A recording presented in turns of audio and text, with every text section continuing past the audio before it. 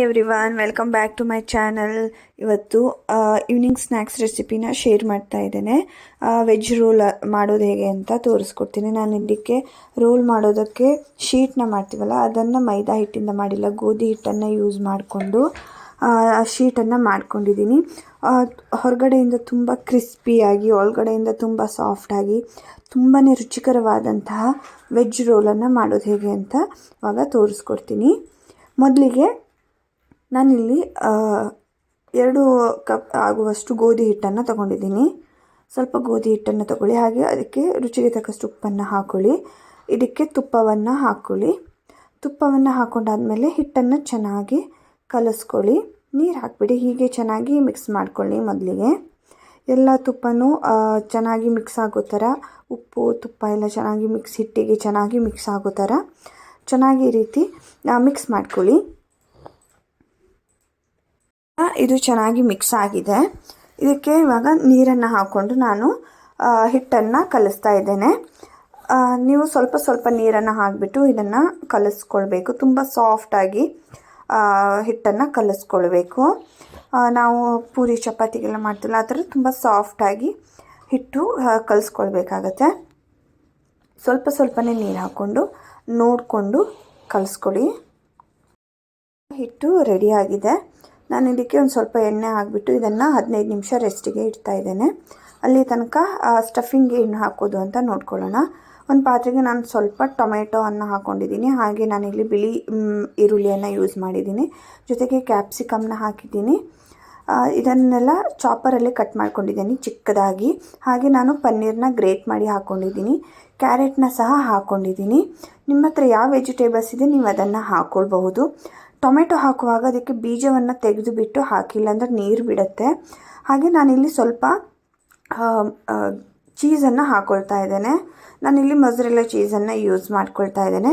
ಇದಕ್ಕೆ ರುಚಿಗೆ ತಕ್ಕಷ್ಟು ಸ್ವಲ್ಪ ಉಪ್ಪನ್ನು ಹಾಕ್ಕೊಂಡು ಬೇಯಿಸಿದಂತಹ ಕಾರ್ನ್ನ ಚಿಕ್ಕದಾಗಿ ಕಟ್ ಮಾಡಿಕೊಂಡು ಹಾಕ್ಕೊಂಡಿದ್ದೀನಿ. ಹಾಗೆ ಇದಕ್ಕೆ ಒರೆಗಾನೋನ ಹಾಕ್ತಾ ಇದ್ದೇನೆ. ಜೊತೆಗೆ ಸ್ವಲ್ಪ ಚಿಲ್ಲಿ ಫ್ಲೇಕ್ಸನ್ನು ಸಹ ಹಾಕ್ಕೊಳ್ತಾ ಇದ್ದೇನೆ. ನೀವು ಈ ಟೈಮಲ್ಲಿ ಬೇಕಾದರೆ ಸ್ವಲ್ಪ ಹಸಿಮೆಣ್ಸಿನ್ಕಾಯಿನ ಹಾಕೋಬೋದು, ಇಲ್ಲಾಂದರೆ ಪೆಪ್ಪರ್ ಪೌಡರನ್ನು ಸಹ ಹಾಕ್ಕೊಳ್ಬೋದು. ನಾನು ಇಲ್ಲಿ ಖಾರವನ್ನು ಮಾಡ್ತಾ ಇಲ್ಲ.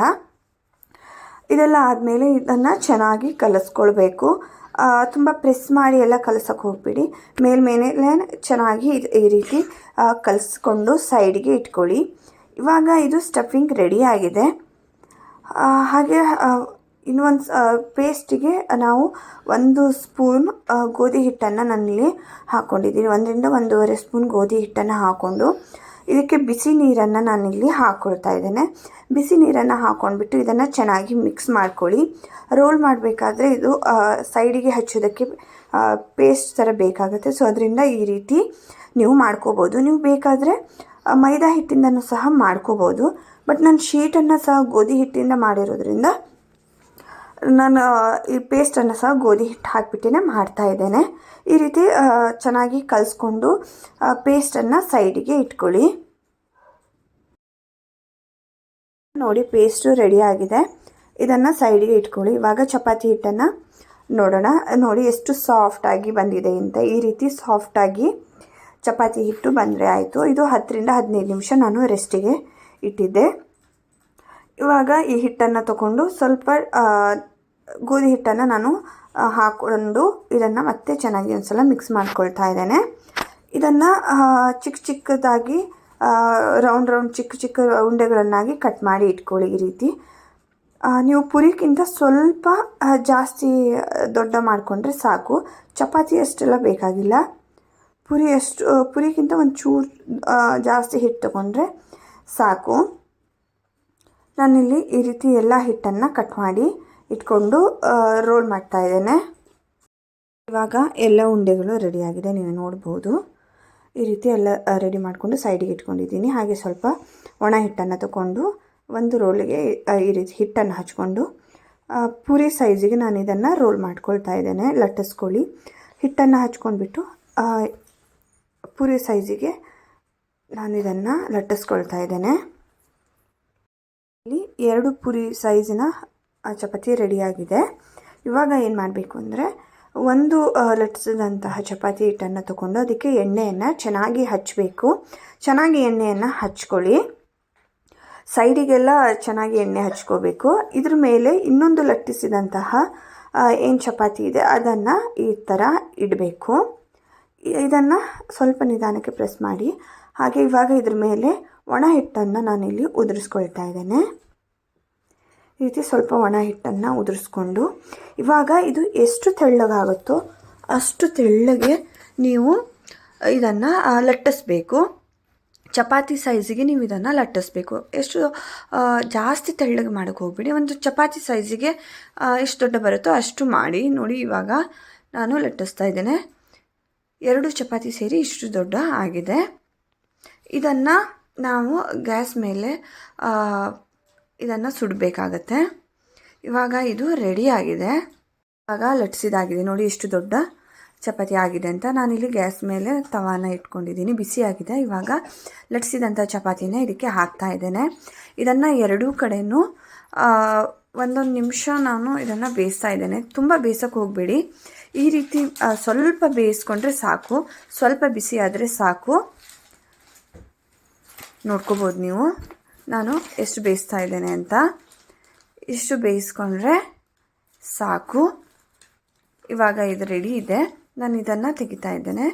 ಇದನ್ನು ಬಿಸಿ ಇರುವಾಗಲೇ ಸಪ್ರೇಟ್ ಮಾಡಬೇಕು. ನಾವು 2 ಪುರಿಯನ್ನು ಸೇರಿಸಿ ಲಟ್ಟಿಸಿದ್ವಿ ಅಲ್ಲ. ಸೊ ಇವಾಗ ಇದು ಬಿಸಿ ಇರುವಾಗಲೇ ನೀವು ಸಪ್ರೇಟ್ ಮಾಡಿ ಒಂದು ಬಟ್ಟೆಯಲ್ಲಿ ಹಾಕಿ ಇದನ್ನು ಇಡಬೇಕಾಗತ್ತೆ. ಆಗ ಶೀಟ್ ಯಾವುದು ಡ್ರೈ ಆಗಲ್ಲ. ಸೇಮ್ ನೀವು ಮೈದಾ ಹಿಟ್ಟಲ್ಲಿ ಹೇಗೆ ಮಾಡ್ತೀರೋ ಅದೇ ರೀತಿ ಸಾಫ್ಟ್ ಆದಂತಹ ಶೀಟ್ ರೆಡಿಯಾಗಿ ಬರುತ್ತೆ. ನೀವು ಈ ರೀತಿ ಮುಚ್ಚಿ ಬಟ್ಟೆಯಲ್ಲಿ ಇದನ್ನು ಮುಚ್ಚಿಡಬೇಕು. ನಾನಿಲ್ಲಿ ಇನ್ನೊಂದು ರೆಡಿ ಮಾಡ್ಕೊಳ್ತಾ ಇದ್ದೇನೆ. ನೋಡಿ, ಇಲ್ಲಿ ಇನ್ನೊಂದು ಸಹ ನಾನು ಮಾಡಿದ್ದೇನೆ. ಇದು ತುಂಬ ಬಿಸಿಯಾಗಿದೆ. ಬಿಸಿ ಆಗ್ತಿದ್ದಾಗಲೇ ಈ ಥರ ನೀವು ಸಪ್ರೇಟ್ ಮಾಡಬೇಕಾಗತ್ತೆ. ತುಂಬ ಈಸಿಯಾಗಿ ಸಪ್ರೇಟ್ ಆಗುತ್ತೆ. ಇದನ್ನು ಸಹ ನಾನು ಬಟ್ಟೆಯಲ್ಲಿ ಹಾಕಿಡ್ತಾ ಇದ್ದೇನೆ.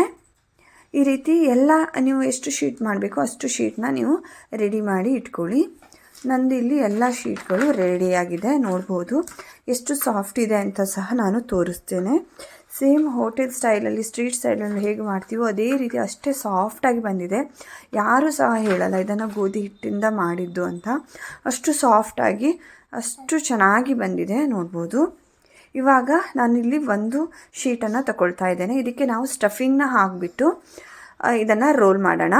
ಮಾಡೋದು ಹೇಗೆ ಅಂತ ತೋರಿಸ್ಕೊಡ್ತೀನಿ. ಮೊದಲಿಗೆ ನಾನಿಲ್ಲಿ ಒಂದು ಶೀಟನ್ನು ತೊಗೊಂಡಿದ್ದೀನಿ. ಇದಕ್ಕೆ ನಾವು ರೆಡಿ ಮಾಡಿ ಇಟ್ಕೊಂಡಂಥ ಸ್ಟಫಿಂಗ್ನ ನಾನಿಲ್ಲಿ ಈ ರೀತಿ ಹಾಕ್ತಾ ಇದ್ದೇನೆ. ಸ್ವಲ್ಪ ಸ್ಟಫಿಂಗ್ ಎಲ್ಲ ಸ್ವಲ್ಪ ಜಾಸ್ತಿನೇ ಹಾಕಿ, ಇಲ್ಲಾಂದರೆ ತುಂಬ ಚಪಾತಿನೇ ತಿಂದಾಗ ಆಗಿಬಿಡುತ್ತೆ. ಸೊ ಈ ರೀತಿ ನೀವು ಟೈಟಾಗಿ ನೋಡ್ಕೊಳ್ಳಿ. ಈ ರೀತಿ ಟೈಟಾಗಿ ಫೋಲ್ಡ್ ಮಾಡಬೇಕಾಗತ್ತೆ. ಈ ರೀತಿ ಮಾಡಿಬಿಟ್ಟು ನಾವಿವಾಗ ರೆಡಿ ಮಾಡಿ ಇಟ್ಕೊಂಡಂತಹ ಏನು ಪೇಸ್ಟ್ ಇತ್ತಲ್ವ, ಗೋಧಿ ಹಿಟ್ಟು ಮತ್ತು ಬಿಸಿ ನೀರಿಂದು, ಆ ಪೇಸ್ಟನ್ನು ಈ ರೀತಿ ಸೈಡಿಗೆ ಹಚ್ಕೊಳ್ಳಿ. ಈ ರೀತಿ ಸೈಡಿಗೆ ಹಚ್ಕೊಂಡು 2 ಕಡೆಯೂ ನೀವು ಹಚ್ಕೊಳ್ಬೇಕು. ಸೈಡಿಗೆ ಹಚ್ಕೊಂಡು ಇದನ್ನು ಫೋಲ್ಡ್ ಮಾಡೋದು ಹೇಗೆ ಅಂತ ನೋಡ್ಕೊಳ್ಳಿ. ಇದನ್ನು ನಾವು ಎಣ್ಣೆಗೆ ಬಿಡಬೇಕು. ಆವಾಗಲೂ ಸಹ ಇದು ಓಪನ್ ಆಗಬಾರ್ದು. ಸೊ ಅದರಿಂದ ಚೆನ್ನಾಗಿ ಹಿಟ್ಟನ್ನು ಹಚ್ಚಿ ಈ ರೀತಿ ಪ್ರೆಸ್ ಮಾಡಿ. ಈ ರೀತಿ ನಿಧಾನಕ್ಕೆ ಪ್ರೆಸ್ ಮಾಡ್ಕೊಳ್ಳಿ. ಇವಾಗ ಇದು ಓಪನ್ ಆಗಲ್ಲ. ಇವಾಗ ಇಲ್ಲಿ ಟೈಟಾಗಿ ಇಟ್ಕೊಂಡು ಮತ್ತೆ ಮೇಲ್ಗಡೆ ಏನು ಶೀಟ್ ಇರುತ್ತೋ ಅದಕ್ಕೂ ಚೆನ್ನಾಗಿ ಹಿಟ್ಟನ್ನು ಹಚ್ಚಬೇಕು. ನೋಡಿ ನಾನು ಎಷ್ಟು ಹಿಟ್ಟನ್ನು ಹಚ್ತಾ ಇದ್ದೇನೆ ಅಂತ. ಈ ರೀತಿಯೇ ಹಚ್ಚಿ, ಇಲ್ಲ ಅಂದರೆ ಎಣ್ಣೆಯಲ್ಲಿ ಬಿಟ್ಟಾಗ ಅದು ಓಪನ್ ಆಗಿ ಬಿಡುತ್ತೆ. ಸೊ ಅದರಿಂದ ಎಲ್ಲ ಕಡೆಗೂ ಸ್ಪ್ರೆಡ್ ಮಾಡಿ ಚೆನ್ನಾಗಿ ಹಿಟ್ಟನ್ನು ಹಚ್ಕೊಳ್ಳಿ. ಇವಾಗ ಇಲ್ಲಿ ಈ ರೀತಿ ಟೈಟಾಗಿ ನೀವು ರೋಲ್ ಮಾಡಬೇಕು. ನೋಡಿ ಎಷ್ಟು ಚೆನ್ನಾಗಿ ರೋಲ್ ಆಗಿದೆ ಅಂತ. ಈ ರೀತಿ ನೀವು ಹಿಟ್ಟನ್ನು ಚೆನ್ನಾಗಿ ಹಚ್ಚೋದ್ರಿಂದ ಎಣ್ಣೆಗೆ ಬಿಟ್ಟಾಗಲೂ ಓಪನ್ ಆಗಲ್ಲ. ನೋಡಿ, ಇನ್ನೊಂದು ನಾನು ಇಲ್ಲಿ ಫೋಲ್ಡ್ ಮಾಡೋದು ಹೇಗೆ ಅಂತ ತೋರಿಸ್ಕೊಡ್ತೇನೆ. ಒಂದು ಶೀಟ್ ಮೇಲೆ ನಾನಿಲ್ಲಿ ರೆಡಿ ಮಾಡಿ ಇಟ್ಕೊಂಡಂತಹ ಸ್ಟಫಿಂಗನ್ನ ಹಾಕೊಳ್ತಾ ಇದ್ದೇನೆ. ಸ್ಟಫಿಂಗ್ ಆಗಾಗಿದೆ. ಇವಾಗ ಫೋಲ್ಡ್ ಮಾಡೋದು ನೋಡ್ಕೊಳ್ಳಿ ಇನ್ನೊಂದು ಸಲ. ಈ ರೀತಿ ಟೈಟ್ ಮಾಡಿ ಫೋಲ್ಡ್ ಮಾಡ್ಕೊಳ್ಬೇಕು. ಶೀಟು ತುಂಬ ಸಾಫ್ಟಾಗಿರೋದ್ರಿಂದ ಎಲ್ಲೂ ಹರಿಯೋ ಹೆದರಿಕೆ ಇರೋದಿಲ್ಲ. ತುಂಬ ಹಾರ್ಡ್ ಮಾಡಿ ತುಂಬ ಬೇಯಿಸ್ಕೊಂಡ್ರೆ ಹರಿಬೋದು. ನಾನು ಹೇಳಿದ ರೀತಿಯಲ್ಲೇ ನೀವು ಮಾಡ್ಕೊಳ್ಳಿ, ಆವಾಗ ಶೀಟ್ ಏನು ಹರಿಯೋದಿಲ್ಲ. ಇವಾಗ ಹಿಟ್ಟನ್ನು ಹಚ್ತಾ ಇದ್ದೇನೆ. ಹಿಟ್ಟನ್ನು ಹಚ್ಚಿಬಿಟ್ಟು ಈ ರೀತಿ ಪ್ರೆಸ್ ಮಾಡಿ ನೋಡಿ. ಇವಾಗಲೇ ಇದು ಓಪನ್ ಆಗ್ತಾ ಇಲ್ಲ. ಇವಾಗ ಮತ್ತೆ ಮೇಲ್ಗಡೆ ಎಲ್ಲ ನಾನು ಹಿಟ್ಟನ್ನು ಹಚ್ಕೊಳ್ತಾ ಇದ್ದೇನೆ. ಚೆನ್ನಾಗಿ ಹಿಟ್ಟನ್ನು ಹಚ್ಕೊಳ್ಳಿ. ಹಿಟ್ಟೆಲ್ಲ ಹಚ್ಚಾದ್ಮೇಲೆ ಇದನ್ನು ಈ ರೀತಿ ಬೆರಳನ್ನು ಇಟ್ಕೊಂಡು ಫೋಲ್ಡ್ ಮಾಡಿದ್ರೆ ಆಯಿತು. ನೋಡಿ ಎಷ್ಟು ಚೆನ್ನಾಗಿ ಫೋಲ್ಡ್ ಆಗಿದೆ ಅಂತ. ಇವಾಗ ಇದೇ ರೀತಿ ಎಲ್ಲ ರೋಲ್ಗಳನ್ನು ನಾನಿಲ್ಲಿ ರೆಡಿ ಮಾಡಿ ಇಟ್ಕೊಂಡಿದ್ದೀನಿ. ಇವಾಗ ನಾನು ಗ್ಯಾಸ್ ಮೇಲೆ ಎಣ್ಣೆಯನ್ನು ಬಿಸಿ ಮಾಡೋದಕ್ಕೆ ಇಟ್ಟಿದ್ದೀನಿ. ಎಣ್ಣೆ ಸ್ವಲ್ಪ ಜಾಸ್ತಿನೇ ಬಿಸಿ ಆಗಿಬಿಡ್ತು. ಫ್ಲೇಮ್ನ ನಾನು ಲೋ ಮಾಡ್ಕೊಂಡಿದ್ದೀನಿ. ನೀವು ಎಣ್ಣೆ ಸ್ವಲ್ಪ ಬಿಸಿ ಆದಮೇಲೆ ಫ್ಲೋ ಮಾಡ್ಕೊಳ್ಳಿ. ತುಂಬ ಬಿಸಿ ಮಾಡೋದಕ್ಕೆ ಹೋಗಬೇಡಿ. ಸ್ವಲ್ಪ ಬಿಸಿ ಆದಮೇಲೆ ಇದನ್ನು ರೋಲನ್ನು ನಾನು ಎಣ್ಣೆಯಲ್ಲಿ ಬಿಟ್ಕೊಂಡಿದ್ದೀನಿ. ಬಿಟ್ಟಾದಮೇಲೆ 1 ರಿಂದ 2 ನಿಮಿಷ ಹಾಗೆ ಇರಲಿ. ಆಮೇಲೆ ಇದನ್ನು ತಿರುಚಿ ಹಾಕ್ಕೊಂಡು ಎರಡೂ ಕಡೆಯೂ ಚೆನ್ನಾಗಿ ಗೋಲ್ಡನ್ ಬ್ರೌನ್ ಬರೋ ತನಕನೂ ಫ್ರೈ ಮಾಡ್ಕೋಬೇಕು. ಫ್ಲೇಮ್ ಸ್ವಲ್ಪ ಮೀಡಿಯಮಲ್ಲೇ ಇರಲಿ. ಇವಾಗ ಮೀಡಿಯಮಲ್ಲೇ ಫ್ಲೇಮ್ ಇಟ್ಕೊಂಡು ಇದನ್ನು ತಿರುಚಿ ಹಾಕ್ಕೊಂಡು ಎರಡೂ ಕಡೆಯೂ ಚೆನ್ನಾಗಿ ಕ್ರಿಸ್ಪಿ ಗೋಲ್ಡನ್ ಕಲರ್ ಬರೋ ತನಕನೂ ಕ್ರಿಸ್ಪಿಯಾಗಿ ಗೋಲ್ಡನ್ ಕಲರ್ ಬರೋ ತನಕನೂ ಚೆನ್ನಾಗಿ ಫ್ರೈ ಮಾಡ್ಕೊಳ್ಳಿ. ನೋಡಿ ಎಷ್ಟು ಚೆನ್ನಾಗಿ ಕಲರ್ ಬಂದಿದೆ ಅಂತ. ಇದನ್ನು ಯಾರೂ ಹೇಳಲ್ಲ ಗೋಧಿ ಹಿಟ್ಟಿಂದ ಮಾಡಿದ್ದೀವಿ ಅಂತ. ಅಷ್ಟು ಟೇಸ್ಟಿಯಾಗಿ ತುಂಬಾ ಚೆನ್ನಾಗಿ ಬಂದಿತ್ತು. ನೀವು ಇದಕ್ಕೆ ಗ್ರೀನ್ ಚಟ್ನಿ ಸರ್ವ್ ಮಾಡ್ಬೋದು, ಇಲ್ಲ ಅಂದರೆ ಕೆಚಪ್ಪಿಂದ ಸರ್ವ್ ಮಾಡಬಹುದು, ಇಲ್ಲ ಹಾಗೆ ಸಹ ತಿನ್ಬೋದು. ಮಕ್ಕಳು ಸಹ ತುಂಬಾ ಇಷ್ಟಪಟ್ಟು ತಿಂತಾರೆ. ಮತ್ತು ತುಂಬಾ ಹೆಲ್ದಿ ಸಹ ಆಗಿದೆ. ಇದರಲ್ಲಿ ತುಂಬ ವೆಜಿಟೇಬಲ್ಸ್ ಎಲ್ಲ ಇರೋದ್ರಿಂದ ತುಂಬ ಹೆಲ್ದಿ ಕೂಡ. ಮಕ್ಕಳು ಸಹ ಏನು ವೆಜಿಟೇಬಲ್ಸ್ ತಿನ್ನೋದಿಲ್ಲ ಅದನ್ನು ನೀವು ಈ ರೀತಿ ಮಾಡಿಬಿಟ್ಟು ಇದರಲ್ಲಿ ತಿನ್ನಿಸ್ಬಹುದು. ಮತ್ತು ಗೋಧಿ ಹಿಟ್ಟಿಂದನೇ ಶೀಟ್ ಇರೋದ್ರಿಂದ ತುಂಬಾ ಹೆಲ್ದಿಯಾಗಿರುತ್ತೆ. ನೀವು ಸಹ ಖಂಡಿತ ಈ ರೀತಿ ಒಂದು ಸಲ ಟ್ರೈ ಮಾಡಿ ಬಂದು ನನಗೆ ಕಮೆಂಟ್ಸ್ ಮಾಡಿ ತಿಳಿಸಿ. ನೋಡಿ ಇವಾಗ ಇದು ರೆಡಿಯಾಗಿದೆ. ನಾನು ಇದನ್ನು ರಿಮೂವ್ ಮಾಡ್ತಾ ಇದ್ದೇನೆ. ಇದು ಹೊರಗಡೆಯಿಂದ ತುಂಬಾ ಕ್ರಿಸ್ಪಿಯಾಗಿ, ಒಳಗಡೆಯಿಂದ ತುಂಬ ಸಾಫ್ಟಾಗಿ ತುಂಬಾ ರುಚಿಕರವಾಗಿರುತ್ತೆ. ನೀವು ಟೀ ಟೈಮ್ ಸ್ನ್ಯಾಕ್ಸಿಗೂ ಮಾಡ್ಬೋದು, ಇಲ್ಲ ಮಕ್ಕಳಿಗೆ ಲಂಚ್ ಬಾಕ್ಸಿಗೂ ಹಾಕ್ಕೊಡ್ಬೋದು. ನೀವು ಶೀಟ್ ಮಾಡಿ ನೀವು ಇದನ್ನು ಸ್ಟೋರ್ ಮಾಡಿ ಇಟ್ಕೋಬೋದು ಫ್ರಿಜ್ಜಲ್ಲಿ ಸಹ. ನೋಡಿ ಇವಾಗ ಇದು ರೆಡಿಯಾಗಿದೆ.